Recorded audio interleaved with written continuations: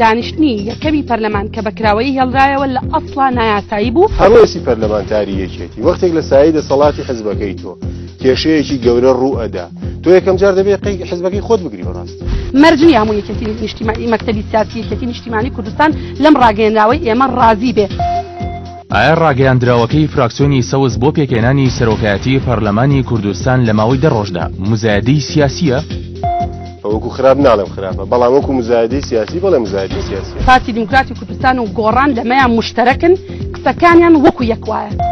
یەکێتی و پارتی سوودمەندن لە دواکەوتنی پێکێنانی حکوومەت. کێن ئەوانەی بەرژەوەندیان لە پێکنەهێنانی دەستەی سەرۆکایەتی پەرلەمان و مانەوەی پەرلەمان بە ناکتیڤی هەیە.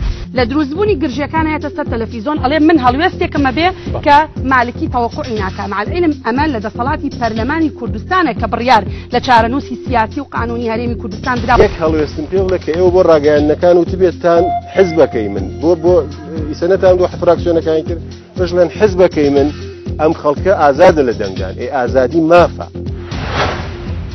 دووجار بیر بکەرەوە دووشەممە کاتژمێر 7:30 لە NRT پێشکەشتان دەکرێت.